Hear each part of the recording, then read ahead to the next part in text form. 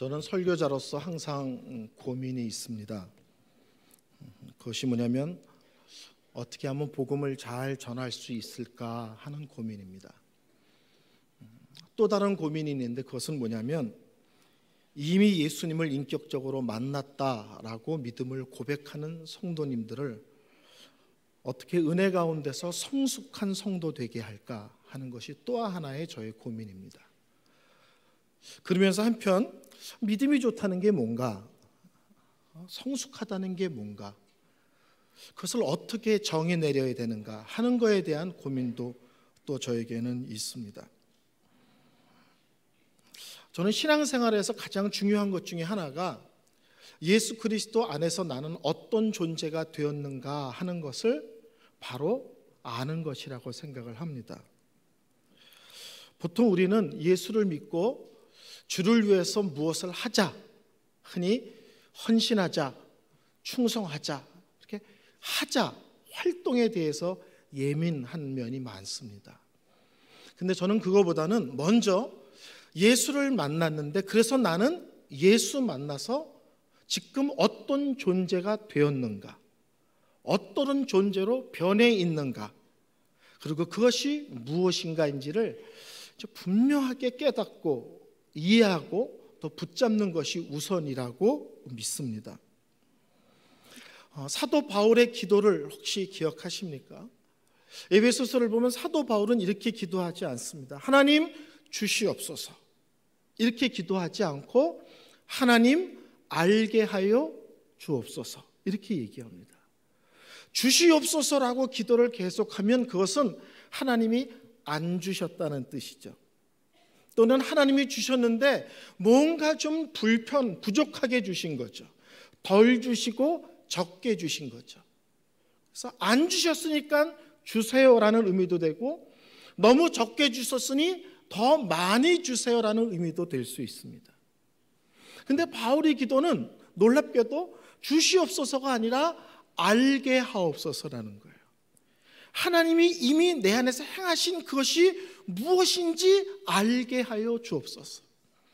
내가 예수 그리스도 안에서 지금 어떤 존재로 변해 있는지, 그것이 무엇인지, 그것이 얼마나 복된 것인지, 그것이 얼마나 영광스러운 것인지, 그것이 얼마나 믿음 안에서 신비로운 것인지 그거를 제대로 알게 하여 주옵소서.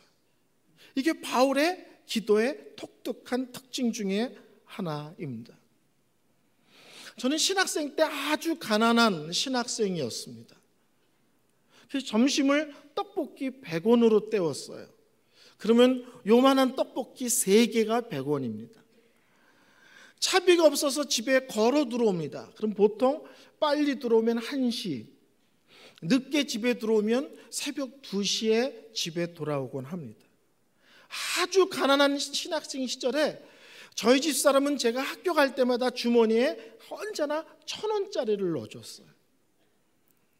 근데 제가 교회에서 받는 작은 교회 전도사의 사례비가 빤하니까 제가 거기에 대해서 시비하거나 저희 집 사람에 대해서 섭섭함을 표할 수 있는 위치에 있지는 않습니다. 근데 남자로서의 자존심이 있잖아요. 가끔 친구들이랑 먹을 때 돈도 좀 내야 되고 오늘 커피는 내가 살게 이런 것도 한마디 해야 되는데 그 1,000원으로서는 아무것도 할 수 없는 거예요. 하루는 학교를 가는데 그 1,000원이 그렇게 속상했어요. 그렇게 화가 났어요. 저희 집 사람이 너무너무 미웠어요. 그래서 그 1,000원을 주머니에서 꺼내보지도 않고 하루를 제가 쫄쫄이 굶었습니다. 굶어야 지 손해인데 하여튼 저희 집 사람에 대한 섭섭함을 내 혼자 굶는 걸로 혼자 화풀이를 했어요. 그리고 저녁 때 집에 들어와서 주머니에서 그 돈을 꺼내서 방바닥에 집어던지면서 어떻게 하루 이틀이지 남편의 주머니에 날마다 1,000원만 넣어주냐고 소리를 질렀습니다. 그리고 방바닥을 봤더니 5,000원짜리였어. 그날따라 저희 집사람이 무려 5배의 돈을 넣어줬는데 제가 꺼내보지도 않고 화가 나고 꺼내보지도 않고 섭섭하고 지 분에 못 이겨서 혼자 쫄쫄이 굶은 거예요. 어쩌면 우리의 신앙생활이 그럴 수 있다는 거예요. 매일 하나님께 왜 더 주세요, 많이 주세요, 새 것 주세요, 특별한 거 주세요, 그런 쪽으로 신앙과 우리의 기도가 쏠려 있으므로 이미 내 안에서 되어진 놀라움들은 정작 다 놓치고 있는 건 아닌가. 이미 내 안에 있는 너무나 많은 것들을 정작 우리는 누리지도 못하는 성도가 아닌가 하는 생각이 들었습니다. 오늘 본문은 그럼으로써 예수를 믿는다는 것은 이 땅에서 어떤 존재로 사는 것이다, 또는 어떤 존재가 된 것이다 라는 세 가지 말씀을 본문에서 하고 있습니다. 첫째, 오늘 본문에서 하고 있는 놀라운 것은 예수를 믿는다는 것은 뭔가 첫째는 새로운 피조물이 된 것이다, 이렇게 설명하고 있습니다. 6장 15절에 보면 이렇게 얘기하죠. 오직 새로 지으심을 받은 것만이 중요하다. 이 당시에 에베소 교회는 큰 싸움이 있었는데 그것이 뭐냐면 할례를 받아야 되느냐, 할례는 안 받아도 되느냐, 이거 갖고 교회 안에서 심각한 싸움이 있었습니다. 할례를 받아야 된다라고 하면 할례로 끝나지 않고 더 나가서 율법을 지켜야 된다 하는 것까지도 나아가고 있는 거거든요. 그래서 할례를 받아야 되느냐 말아야 되느냐 교회 안에 분쟁이 있을 때 지금 사도 바울은 이렇게 얘기하는 거예요. 갈라디아계 성도 여러분, 할례가 있느냐 없느냐 중요하냐 안 중요하냐 믿음의 본질이 아니라, 핵심이 아니라 우리가 예수 그리스도 안에서 새로운 존재가 되었다는 사실이 중요합니다. 왜 그거를 놓치고 있습니까? 오늘 본문에 말씀하고 있는 거예요. 요새 혹시 텔레비전에서 김생민의 영수증이라는 거 보셨어요? 그 친구가 딱 두 가지만 외치죠. Great, 하나는 Stupid. 이 두 가지만 외쳐요. 근데 이 단어를 아주 오래전에 쓴 사람이 있는데 누구냐면 1992년 대통령 선거 때 그것을 하나의 정치 구호로 삼은 사람이 있어요. 그게 클린턴 대통령이에요. 그가 부시 후보를 향해서 뭐라고 얘기했냐면 문제는 경제야, 이 바보야, 이런 구호를 외쳤어요. 상대편 후보가 온갖 정치 이슈를 공격할 때 지금 미국에 있어서 가장 중요한 문제는 경제 문제야, 이 바보 멍텅구리야, 이렇게 있거든요. 오늘 본문을 다른 말로 하면 그거예요. 이 갈라디아 교회 성도들아, 이게 싸울 얘기냐, 이게 거품 물고 얘기냐, 이게 예민할 얘기냐, 할례를 받아야 되느냐 안 받아야 되느냐가 중요한 게 아니라 핵심은, 믿음의 본질은 예수 그리스도 안에서, 십자가 안에서 예수의 보혈을 통하여 우리가 새로운 피조물이 됐다는 사실이다. 아멘. 우리는 놀랍게도 예수를 믿었다는 것에 대한 신비로움을 놓치고 사는 시대가 되었습니다. 성도 여러분, 잘 생각해 보세요. 죄인이 예수로 말미암아 의인이 되었다. 이건 놀라운 신비로움 아닙니까? 지옥 갈 인생이 천국 가게 되었다. 이거 영광스러운 얘기들 아니에요? 죄 속에서 헤매고 평생 죄 안에서 살아야 할 우리가 감히 이 땅에 살면서 거룩을 사모하고 거룩한 삶을 살려고 몸부림치는 인생으로 변했다. 이거 기적 같은 일들 아닙니까? 죄의 종, 마귀의 종인 우리가 하나님의 자녀가 되고 하나님을 나의 아버지라고 고백할 수 있다는 것, 이건 엄청난 일들 아닙니까? 근데 어느 때부터인가 우리는 나 예수 믿어요, 나 구원받았어요, 나 하나님의 자녀가 되었어라는 말이 얼마나 영광스러운 말인지, 얼마나 복된 말인지, 얼마나 능력의 고백인지, 내 안에서 신비로운 기적이 일어났다는 사실에 대해서 우리가 무감각해졌습니다. 그냥 예수 믿은 것은 당연한 것처럼, 구원을 얻은 것처럼 당연한 것처럼 우리가 생각하는 병들이 걸렸습니다. 성도 여러분, 요새 기도해서 하나님이 특별하게 응답하셨다, 이런 얘기 말고요.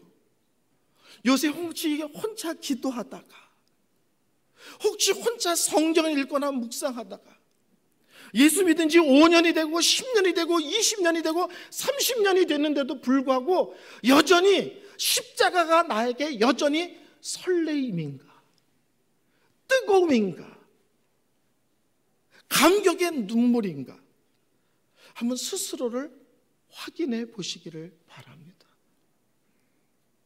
내가 구원받았다는 사실은 아무리 예수를 오래 믿어도 여전히 뜨거움이셔야 합니다. 나 같은 존재가 하나님의 자녀가 됐다는 사실은 우리가 날마다 고백해야 될 특별한 은혜를 덧입은 자임을 고백하고 확인한 모습이어야 합니다. 아멘. 여러분, 새로운 피조물이 되었다는 말은요, 수리를 했다는 게 아니에요. 고쳤다는 게 아니에요. 집을 새로 사서 유리를 새로 갈고 지붕을 갈고 도배를 하고 페인트 칠을 했다는 게 아니죠. 예수 그리스도 안에서 새로운 피조물이 됐다는 것은 그것을 밀어버리고 새 집을 지었다는 거예요. 나 예수 믿어요란 말은 이전의 나와 지금의 나는 전혀 다른 존재임을 고백하는 것이고, 실제로는 그런 존재가 된 것입니다. 처음 예수 만났을 때를 기억하십니까? 그리고 여러분의 인생이 어떤 모습으로 변하셨나요? 저는 중학교 1학년 때 예수를 만났습니다. 저희 집은 예수를 안 믿는 집인데요, 예수 믿게 된 과정 얘기가 좀 복잡합니다. 목사님 댁 애들하고 핫도 치다가 예수를 믿게 됐어요. 매일 팔뚝맞기를 했는데 매일 졌거든요. 근데 수요일 날 저녁 때 목사님 댁 애들이랑 옛날엔 나이롱뽕이라고 있었는데 그 나이롱뽕을 치고 팔뚝을 맞거나 10원짜리 라면 땅 내기를 했는데 그날따라 제가 끝발이 올랐습니다. 그래서 오늘은 라면 땅을 뺏어 먹을 수 있으리라 그러는데 갑자기 교회 종이 치는 거예요. 애들이 핫도판을 엎고 예배를 드리러 간대요. 그래서 제가 화가 나서 따라 들어갔습니다. 그리고 예배 끝나고 마저 하자고. 목사님 댁에 날마다 놀러 가는데 교회당을 들어가 본 적은 없어요. 근데 수요일 날 예배 직전에 핫도가 끝발이 올랐기 때문에 그거를 마무리 지려고 따라 들어갔다가 그 교회에서 예수를 믿고 그 교회에서 결혼을 하고 그 교회에서 전도사가 됐습니다. 그래서 참 저는 예수를 만난 계기가 핫도와 관계가 있습니다. 근데 저는 실제로는 아주 부잣집 아들이었습니다. 저희 어머니 표현을 하면 서울 시내에 자동차가 몇 대 없던 시절에 저희 아버님이 운수업을 하셨다고 그래요. 저는 광화문에서 태어났거든요. 그래서 종로 1가, 저희 집이 옛날에는 청와대 정문 맞은편이었습니다. 그래서 그 동네에서 주로 자랐거든요. 근데 초등학교 1학년 때 사업이 망하고 아버님이 돌아가심으로 저희 집이 한순간에 몰락하고 길거리로 내앉았습니다. 집이 망하면 사람들이 폐인이 됩니다. 돈만 생기면 술을 먹고 집이 이제 폭력이 난무하고 집은 뭐 말할 수 없는 가난에 시달리고. 그래서 저는 6개월에 한 번씩 전학을 다녔어요. 서울과 시골을 왕래하면서. 서울에서 시골 가면 서울 깍장이 왔다고 동네 애들이 왕따를 시킵니다. 또 6개월 뒤에 서울로 오면 시골로 왔다고 또 무시를 합니다. 그리고 또 시골로 가면 서울로 왔다고. 6개월마다 전학을 다니면서 학교에서 아이들에게 말할 수 없는 괴로움을 당했어요. 그때 저희 학교에 저 같은 형이 하나 있었는데 그 형이 저를 불러서 은성아 너 너무 힘들지 그래요. 형 너무 힘들어요. 그랬더니 단박에 해결하는 방법이 있대요. 그게 뭐냐 그랬더니 애들이 자꾸 널 건드리는데 어느 날 니네 반에서 가장 약한 애가 너를 건드릴 때가 올 거다. 그때 의자를 빼서 그 아이 머리를 찍으라는 거예요. 초등학교 2학년 때요. 제가 그 말을 복음으로 받아들이고 우리 반에서 가장 약한 애가 저를 건드릴 때 의자로 걔를 찍었습니다. 그러자 초등학교에서 4학년 형들까지도 저를 무서워했어요. 한 번은 4학년 때 길을 걸어가는데 개울에서 5학년 형이 저를 건드리는 거예요. 근데 당황했어요. 의자가 없는 거예요. 그래서 머리만한 돌을 들어서 그걸 던졌습니다. 다행히 맞지는 않았는데 그 사건 때문에 6학년 형들조차 저를 못 건드렸습니다. 제가 초등학교 5학년 때는요, 칼을 들고 나갔습니다. 저는 요새 뉴스에 중학생 애들이 폭력적이라고 우리가 어른들이 놀래는데 저는 안 놀랍니다. 왜냐하면 그 모습이 제 초등학교 때 모습이거든요. 누구든지 걸리면 저는 어른들도 신발을 벗어서 뺨을 치고 그랬습니다. 초등학교 때. 말할 수 없는 공격적이고 이 세상에 무서울 것이 없는, 아주 말할 수, 몰라 표현할 수 없는 그런 괴물 같은 아이로 저는 변해 있었습니다. 근데 제가 중학교 1학년 때 교회를 다녔거든요. 고난주간이었습니다. 고난주간 날 전도사님이 이렇게 설교를 했어요. 이번 주는 예수님이 돌아가신 것을 기념하는 주다. 오락을 금해라. 깔깔거리고 심하게 웃는 것도 조심하고 농담도 삼가해라. 그리고 금요일은 가능하면 한 끼라도 금식해라. 교회 나간 지 몇 달 안 됐는데 그것이 제 머리에 꽉 박혔습니다. 그때 저는 은평구에 있는 연서중학교라는 데를 다녔는데 왜 그날 금요일날 대청소를 했는지 잘 모르겠어요. 제가 대청소를 하다가 이 밀대를 밀고 가다가 상대편 아이랑 부닥쳤습니다. 근데 이제 학기가 한 달 반 정도밖에 안 지났기 때문에 우리 반 아이들이 제가 얼마나 무서운 사람이라는 걸 아직 잘 모르고 있었어요. 서로 대걸레가 부닥치니까 비켜, 못 비켜, 비켜, 어쭈, 안 비켜? 서로 실랭이 하다가 갑자기 그 아이가 제 뺨으로 올려쳤어요. 그 아이는 그날 죽는 거예요. 제가 대걸레를 들고 있잖아요. 근데 그 순간 제 마음에 너 하나님 자녀야. 뺨을 맞는 순간 제 마음에 너 하나님 자녀야. 이 생각이 딱 드는 거예요. 그 생각과 동시에 제 마음에 이제부터 나는 싸울 수 없는 사람이구나 느껴졌어요. 14살 때요. 제가 한국 나이로 57살인데요. 그때 이후로 저는 부부싸움 외에는 한 번도 싸워본 적이 없습니다. 아, 부부싸움은 하잖아요. 저는 부부싸움 외에는 한 번도 누구랑 다퉈보거나 언성을 높인 적이 없습니다. 저는 지금도 중고등부 집회를 다니거든요. 근데 저는 중학교 1학년들을 아직도 저는 어리다고 생각하지 않습니다. 왜냐하면 그 중학교 1학년 아이가 예수를 인격적으로 만났을 때 그 어린아이 인생이 얼마나 극적으로 변하는지 제가 너무 잘 압니다. 저는 사도 바울이 오라 나는 보라 새 것이 되었도다 라고 말하면서 새로운 피조물임을 선언하는 것이 무엇인지를 저는 너무나 잘 압니다. 욕과 폭력과 세상에 무서운 것이 없었던 그 어린아이가 나는 이제 하나님 자녀야, 그 하나의 사실로 인생 전체가 변하는 것을 제 스스로 경험했습니다. 저는 40대는 미국 실리콘밸리에서 이민 목회를 10년 했습니다. 그때 제가 섬기는 어떤 단체에 한 형제가 와서 예수를 믿었는데 그 형제는 노름만 20년 한 친구예요. 라스베가스 가는 비행기를 300번 이상 탔어요. 하룻밤에 최고 많이 딸 때 20만 불도 딴 적이 있어요. 2억. 골프를 칠 때 기본 10,000불짜리 게임을 쳐요. 1,000만 원짜리 게임. 20년 동안 한 번도 빠지지 않고 날마다 노름에 빠져있던 형제가 예수를 만났습니다. 감사하고 찬양하고 울고 뛰고 춤추고 난리가 났어요. 그 다음날 아침 일찍 그 형제랑 대면하여 밥을 먹는데 얼굴이 너무 어두워 있어요. 왜 그러냐? 어저께 예수 만나서 그렇게 감격했는데 왜 하룻밤 만에 사람이 그렇게 변해내냐 그랬더니 그 형제가 이렇게 얘기해요. 목사님, 나 이제 뭐하고 살죠? 그러는 거예요. 예수를 만나고 자고 아침에 눈을 떴더니 노름할 수 없는 사람으로 변해 있는 거예요. 눈만 뜨면 노름하던 사람이 이제는 그 근처도 갈 수 없는 사람이란 것을 깨닫게 되었습니다. 사도 바울은 얘기합니다. 할례를 받았느냐 안 받았느냐 이런 것이 중요한 게 아니다.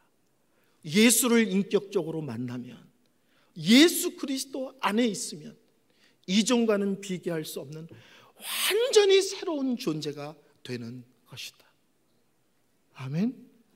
성도 여러분, 예수 그리스도 안에서 이런 믿음의 놀라움들을 체험하셨습니까?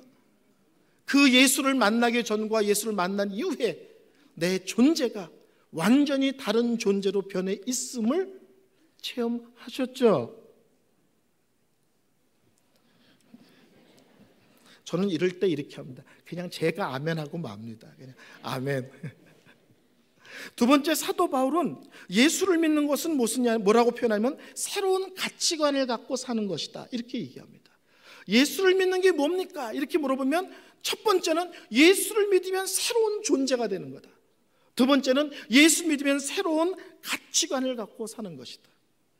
6장 14절에 이렇게 얘기합니다. 십자가 외에 결코 자랑할 것이 없나니. 고신 신대원에 박영돈이라는 교수님이 계십니다. 여기 설교하러 오신 적이 있으시죠? 저도 개인적으로 그 교수님을 무지하게 존경합니다. 그 교수님이 쓰신 책 중에서 별들이 더 어두워지기 전에 라는 책이 있어요. 얇은 책입니다. 그 책에 이렇게 표현이 있어요. 참된 회개는 무엇인가? 이제까지 좋아하던 것이 180도로 달라지는 것이 참된 회개다. 회개라는 것은 얼마나 울었느냐, 얼마나 콧물을 흘렸냐, 이 정도의 싸움이 아니라 이제까지 내가 기쁘고 여겼고 행복으로 여겼고 내 삶의 목표와 가치관으로 여겼던 것이 예수를 만남으로 그것이 완전히 새로운 것으로 바뀌는 것이 참된 회개다라는 것입니다. 예수를 만나면 나의 자랑, 나의 만족, 나의 행복의 내용들이 바뀐다는 거예요. 사도 바울은 이렇게 얘기하죠. 나는 예수를 만나고 내가 그토록 자랑했던 모든 것들을 배설물로 여겼노라. 여러분, 사람이요, 나이가 들어도 중요하게 여기는 게 바뀌죠. 반응 안 하시기로 결심하셨죠? 어렸을 때 딱지치기 생각나십니까? 딱지를 땄을 때 막 옷을 이렇게 올려서 여기를 이렇게 가지고 어깨에 힘을 주고 막 집에 들어가고 그랬잖아요. 반대로 딱지를 잃으면 세상이 무너진 것처럼 울고 좌절하고 승질내고 씩씩거리고 그랬잖아요. 근데 초등학교 고학년만 돼도 그 딱지를 쳐다도 안 봐요. 왜 그랬어요? 벌써 그게 유치한 거예요. 어린아이 때 그렇게 목숨 걸었던 것이 나이가 조금만 들어도 우습게 보이거든요. 근데 예수를 만나면요, 인생 전체에 대한 가치관, 기준이 바뀐다는 겁니다. 제 인생에 가장 큰 영향을 준 분은 20세기의 설교를 가장 잘한다는 평을 받았던 로이드 존즈라는 목사님이세요. 그분이 이렇게 정의를 했습니다. 예수 믿는 사람을 무엇이라고 설명할 수 있는가? 예수 믿는 사람은 어떤 사람인가?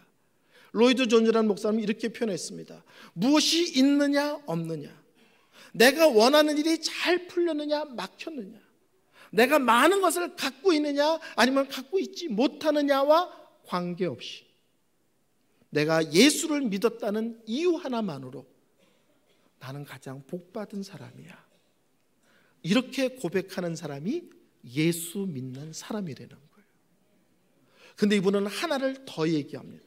근데 예수를 믿는 참된 사람은 또 하나의 고백이 있는데, 어떤 사람이 예수를 안 믿어. 근데 잘 나가. 예수를 안 믿는데 너무 많은 것을 갖고 있어. 예수를 안 믿는데 막 높은 자리로 올라가고 승승장구해. 근데 그 사람이 부러운 것이 아니라 그 사람이 한없이 불쌍하게 여겨지는 것이 예수 믿는 사람이라는 거예요.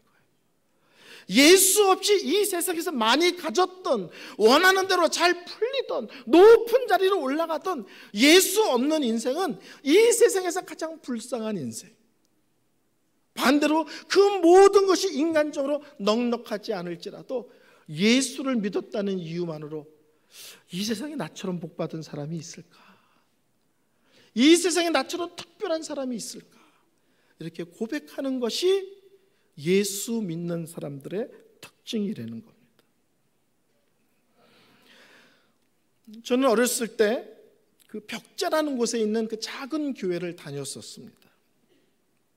근데 그 교회에서는 옛날에는 가난하던 시대잖아요. 정말 춥고 배고프던 시대니까 교회에서 예수님 금방 오신다는 설교를 너무 많이 했어요. 그리고 우리 목사님은 신옷을 준비해야 된다는 설교를 정말 많이 했는데 그 설교를 들 때마다 제가 막 속으로 화가 났어요. 왜냐하면 목사님이 신옷을 준비한다는 설교를 너무 자주 하는데 성도들이 아무도 신옷을 안 입는 거예요. 그러니까 신옷이 무슨 뜻인지를 설명해 주지 않고 신옷을 입어야 된다니까 어린 저는 목사님이 저렇게 강조하는데 왜 흰옷을 안 사 입을까? 근데 중학교 1학년, 2학년, 3학년 이렇게 학년이 좀 올라가면서 제 머리에 의문이 하나 생겼어요. 그게 뭐냐면 예수를 믿은 다음에 우리가 해야 될 것은 천국 들어가는 게 다인가? 예수를 믿은 다음에 우리는 날마다 예수님 언제 오세요? 예수님 빨리 오세요. 이거를 비장하게 고백하고 사모하는 게 믿음 좋은 건가? 그런 거에 대한 궁금증이 생겼어요. 중3 그때. 그러면서 이런 생각이 들었습니다. 아, 교회는 천국 가기 위한 대합실인가? 이런 생각도 들었어요. 여러분 옛날에 기차 통학 해본 적 있으세요? 저는 기차 통학한 적이 있거든요. 옛날엔 기차가 제 시간에 안 옵니다. 어느 때는 완전히 안 오기도 합니다. 그러면 대합실에 있는 모든 사람은요, 책을 보고 있던, 졸고 있던, 뭘 먹고 있던, 사랑하는 여자친구랑 머리를 맞대고 낄낄거리고 있던 오직 관심은 하나예요. 기차 언제 와요? 그래서 기다리고 있다가 기차가 너무 안 오는 것 같으면 쓱 일어나가지고 표 파는 그 창구에 가서 기차 오는 거야 안 오는 거야 대체? 조금만 기다리면 오는 거지? 알았어. 조금 있다가 또 젊은 사람이 가서 아니 1시간이 늦었는데 오늘 기차 와요? 거기에 있는 사람들은 어떤 모습을 있든지 오직 하나만 기다려요. 기차 언제 와요? 어린 나이에 예수를 믿고 천국 가는 건 믿겠는데 그러면 예수 믿은 다음에 우리가 하는 것은 천국 가는 날까지 기다리는 게 다인가? 여기에 대한 궁금증이 생겼습니다. 그리고 어느 날 깨달았어요. 천국 가는 것도 중요하지만 천국 가는 그날까지 이 땅에서 살아야 될 삶의 내용을 하나님이 요구하신다는 사실을 깨달았습니다. 그것이 뭐냐면 다른 말로 하면 다르게 살기예요. 여러분, 이 세상은 예수 믿고 무엇이 생겼다는 것으로 놀라지 않아요.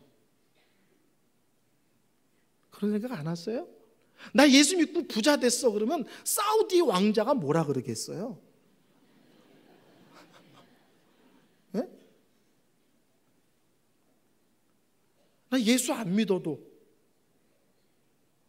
그래서 세상은 예수 믿고 뭐가 생겼다는데 놀라는 게 아니라 똑같은 동네에서 똑같은 아파트에 사는데 너와 내가 살아가는 내용이 다를 때 놀라는 거예요. 너는 왜 그렇게 사니? 너는 왜 그렇게 말하니? 너는 왜 그것이 중요하니? 예수를 믿고 천국 가는 그날까지 하나님이 우리에게 요구하는 것은 이 땅에서 세상 사람과 다르게 살기를 요구한다는 사실입니다. 제가 아까 말한 그 노름하던 형제가 예수를 만났어요. 제가 나중에 1년 정도 지난 뒤에 그 형제 집에 가는데 깜짝 놀랐습니다. 그 형제는 정말 어마어마한 명품이 아니면 입지도 않아요. 그 형제랑 한 번은 밴쿠버 여행을 갔습니다. 그 친구는 아주 유명한 명품을 하나 입고 있었고 저는 싸구려 잠바를 입고 있었습니다. 밴쿠버 명품가를 지나가다가 갑자기 그 형제가 그러는 거야. 목사님이 여기서 산 거예요? 이메이커예요? 그래요. 그래서 제가 우리 둘이 들어가서 장난 한번 할까 그랬어요. 무슨 장난이요? 당신과 내가 들어가면 사람들은 나를 거들떠보지도 않을 거다. 왜? 싸구려 잠바를 입었으니까. 근데 당신이 들어가면 여기서 물건을 샀기 때문에 그것 보고 당신에게 달려들 거다. 그때 네가 영어로 크게 얘기해라. 형, 나 옷 좀 사줘. 그때 내가 바로 말을 받을게. 야, 더 비싼 데로 가자. 그리고 나오자 그랬어. 근데 그 형제 집에 1년 만에 갔는데요, 예수 믿고 1년 뒤에 그 형제 집에 갔는데 자기 집에 있는 명품 옷을 몽땅 들고 근처 신학교에 갔다가 펼쳐놨어요. 몸에 맞는 사람들 가져가서 입으십시오. 옷 5벌만 빼고, 꼭 필요한 5벌만 빼고 200벌의 명품을 다 다른 사람 줘버렸어요. 그리고 저에게 이렇게 얘기했습니다. 더 이상 이런 거에 돈 쓰지 않기로 결심했어요. 첫째. 두 번째, 더 이상 이런 것을 입었다 해서 어깨에 힘주지 않기로 했어요. 더 이상 이런 거에 돈 쓰지 않기로. 두 번째, 몇 벌 안 남았지만 비싼 옷이거든요. 그렇지만 이런 것 입었다고 어깨에 힘주지 않기로 결심했어요. 차가 5대인데 3대를 가난한 신학생들에게 줘버렸어요.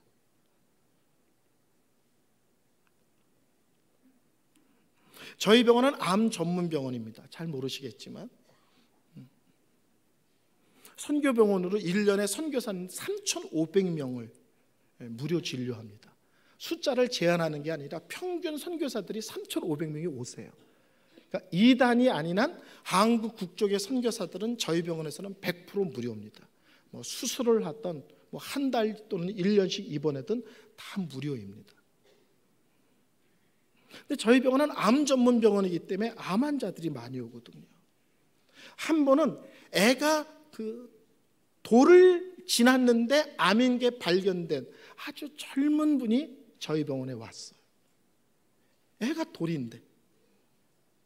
근데 그 자매가 저 이렇게 얘기해요. 목사님, 저는 눈만 뜨면 날마다 명품을 사러 다니고 그거 새로운 신상을 찾아다니는 게 자기 일상이었대요. 날마다 하루도 빠지지 않고. 근데 자기가 암이라는 것을 발견되었을 때 내 안에서 하나의 소원밖에 안 생겼대요. 그게 뭐냐면 돌진한 우리 아들 고등학교 졸업할 때까지만 살게 해주세요.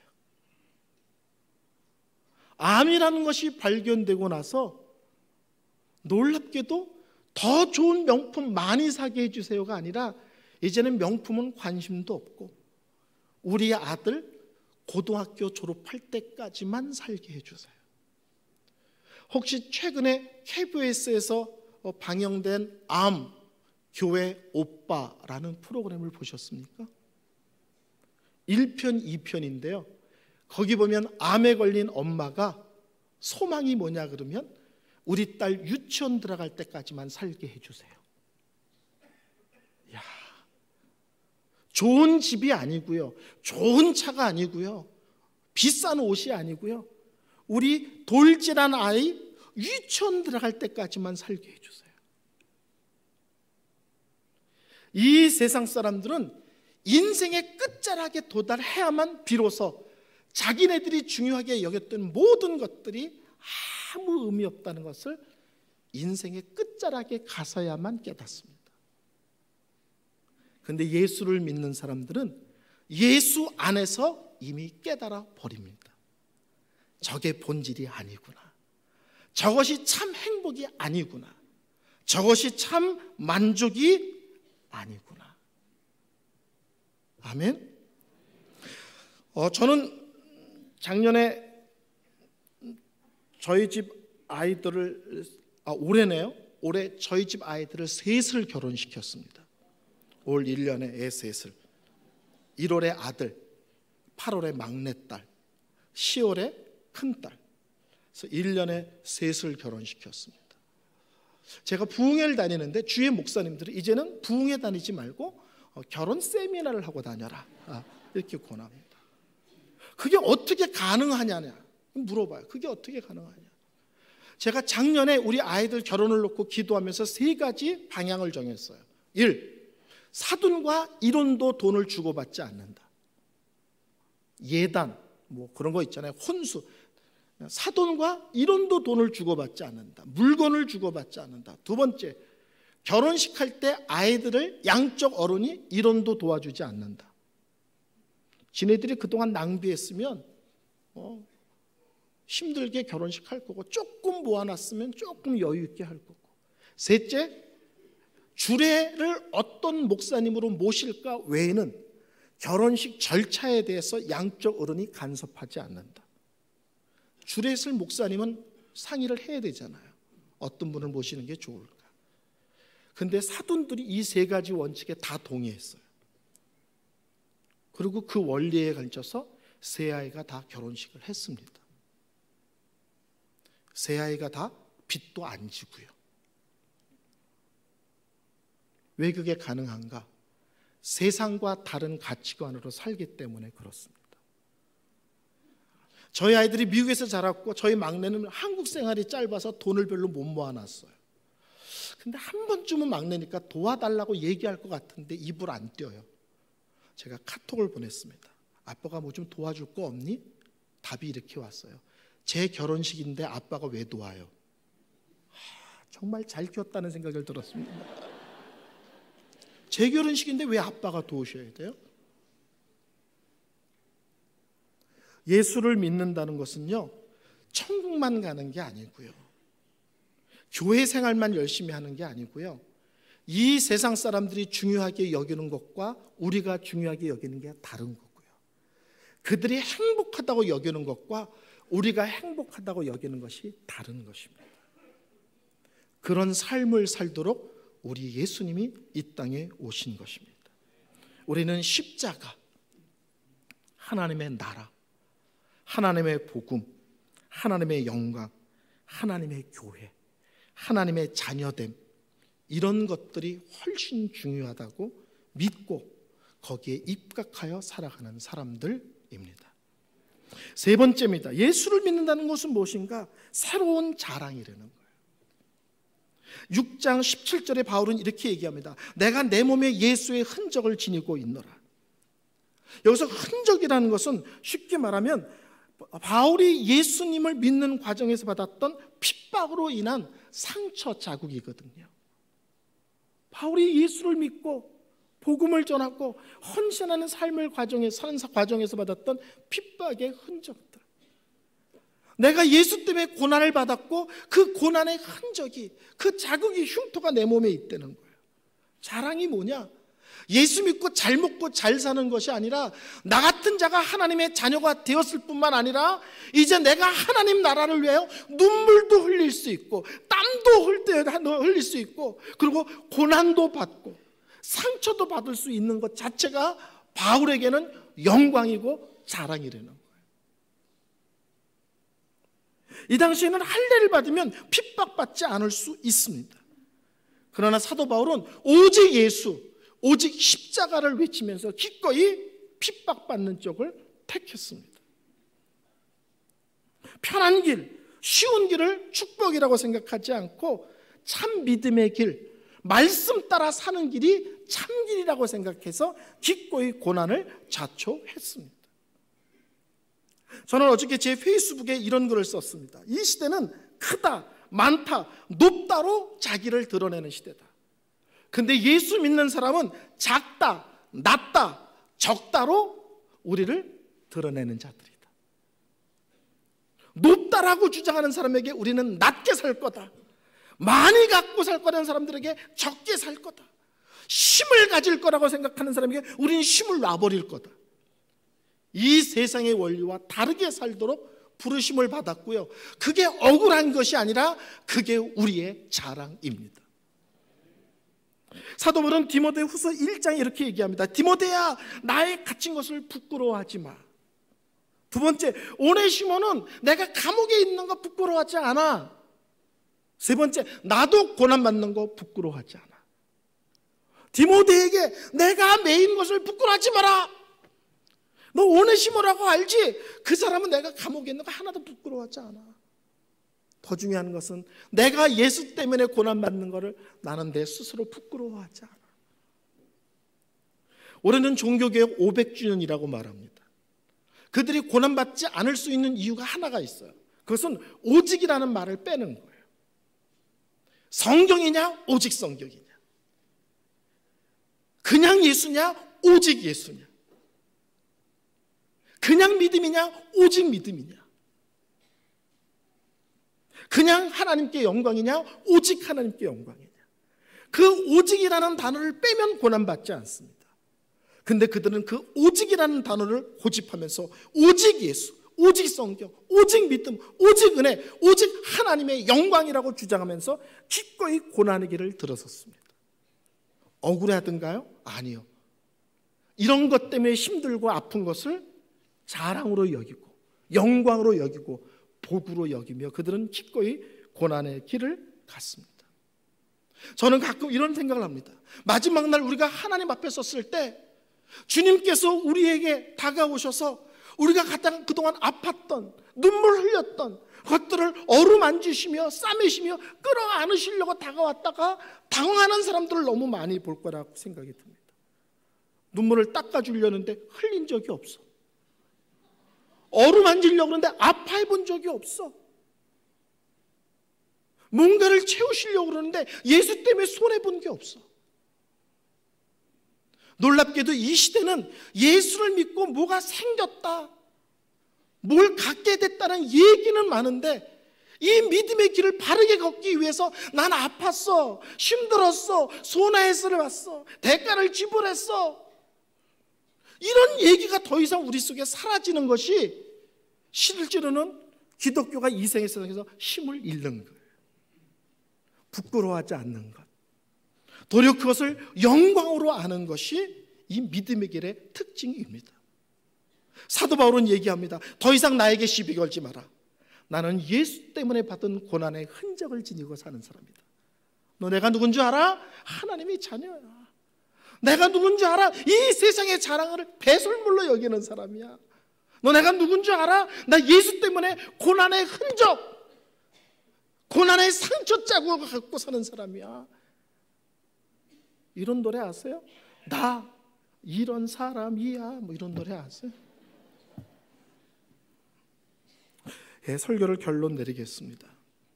성경은 참 믿음의 모습이 무엇이라고 설명할 때 성경을 몇 번 읽었느냐, 금식 기도를 했느냐, 목사에게 밥을 사줬느냐, 11조를 잘하느냐, 이런 식으로 설명하지 않고 참 믿음의 사람은 이 땅에서 예수 그리스도 안에서 자기가 새로운 존재라는 것을 정확하게 이해하고 사는 사람이다. 다른 가치관을 갖고 이 세상 사람과 다르게 살아가는 사람이다. 그리고 그분의 나라와 그분의 복음을 위해서 기꺼이 눈물도 흘리고 땀도 흘리고 아픔도 갖고 상처를 영광으로 여기며 살아가는 사람이 참 믿음의 사람이라고 말씀하고 있습니다. 이 성탄 주간에 다시 한번 예수께서 이 땅에 왜 오셨는지, 그리고 그 오심이 우리에게 이런 삶의 내용들을 채우도록 하셨음을 점검하고 확인하는 시간들 되셨으면 좋겠습니다. 기도하겠습니다. 하나님 감사합니다. 이 세상은 성탄의 의미도 모르고 바쁘고 흥청거리고 요란하지만 저희들은 말씀 앞에서 깊이 자신들을 점검하는 시간들이 되어지기를 소원합니다. 왜 예수님이 이 땅에 오셨는지, 왜 예수께서 기꺼이 십자가의 길을 걸어가셨는지, 그리고 예수 그리스도 안에 있는 우리들은 그러면 어떤 삶을 살아내야 되고 어떤 존재인지 또박또박 점검하고 분명하게 마음에 새기는 저희들 되게 하여 주옵소서. 예수님의 이름으로 기도하였습니다. 아멘.